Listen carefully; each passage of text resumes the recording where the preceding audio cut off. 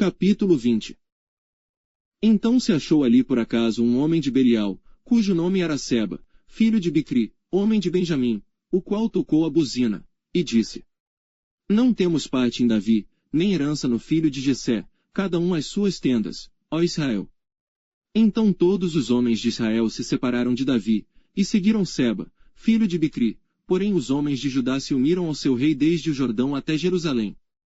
Vindo pois Davi para sua casa, em Jerusalém, tomou o rei as 10 mulheres, suas concubinas, que deixara para guardarem a casa, e as pôs numa casa sob guarda, e as sustentava, porém não as possuiu, e estiveram encerradas até ao dia da sua morte, vivendo como viúvas.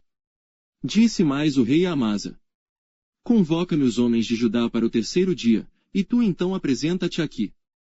E foi Amasa para convocar a Judá, porém demorou-se além do tempo que lhe tinha sido designado. Então disse Davi a Abisai: Mais mal agora nos fará Seba, o filho de Bicri, do que Absalão, por isso toma tu os servos de teu senhor, e persegue-o, para que não ache para si cidades fortes, e escape dos nossos olhos. Então saíram atrás dele os homens de Joabe, e os quereteus, e os peleteus, e todos os valentes, estes saíram de Jerusalém para irem atrás de Seba, filho de Bicri. Chegando eles pois à pedra grande, que está junto a Gibeon, Amasa veio diante deles, e estava Joabe cingido da sua roupa que vestira, e sobre ela um cinto, ao qual estava presa a espada a seus lombos, na sua bainha, e adiantando-se ele, lhe caiu a espada. E disse Joabe a Amasa: Vai bem, meu irmão. E Joabe, com a mão direita, pegou da barba de Amasa, para o beijar. E Amasa não se resguardou da espada que estava na mão de Joabe, de sorte que este o feriu com ela na quinta costela, e lhe derramou por terra as entranhas, e não o feriu segunda vez, e morreu. Então Joabe e Abisai, seu irmão, foram atrás de Seba, filho de Bicri. Mas um dentre os homens de Joabe parou junto a ele, e disse: Quem é que queira bem a Joabe, e quem seja por Davi, siga Joabe.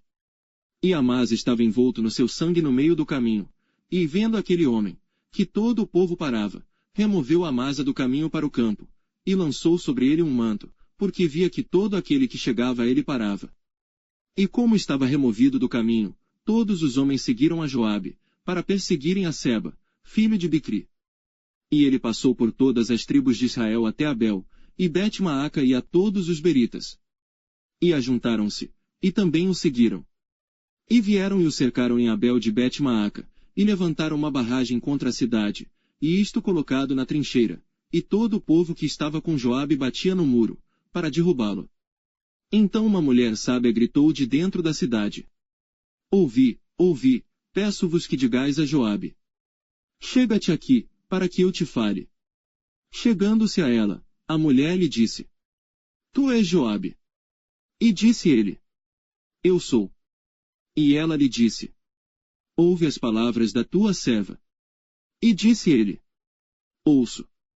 Então falou ela, dizendo: Antigamente costumava-se dizer: Certamente pediram conselho a Abel, e assim resolveram. Sou eu uma das pacíficas e das fiéis em Israel, e tu procuras matar uma cidade que é mãe em Israel, por quê, pois, devorarias a herança do Senhor?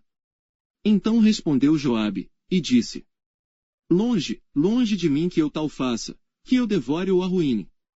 A coisa não é assim, porém um só homem do monte de Efraim, cujo nome é Seba, filho de Bicri, levantou a mão contra o rei, contra Davi: Entregai-me só este, e retirar-me-ei da cidade. Então disse a mulher a Joabe: Eis que te será lançada a sua cabeça pelo muro. E a mulher, na sua sabedoria, foi a todo o povo, e cortaram a cabeça de Seba, filho de Bicri, e a lançaram a Joabe. Então este tocou a buzina, e se retiraram da cidade, cada um para a sua tenda, e Joabe voltou a Jerusalém, ao rei. E Joabe estava sobre todo o exército de Israel, e Benaia, filho de Joiada, sobre os quereteus e sobre os peleteus. E Adorão sobre os tributos, e Jeosafá, filho de Ailude, era o cronista. E Seva, o escrivão, e Zadoque e Abiatar, os sacerdotes. E também Ira, o jairita, era o oficial mor de Davi.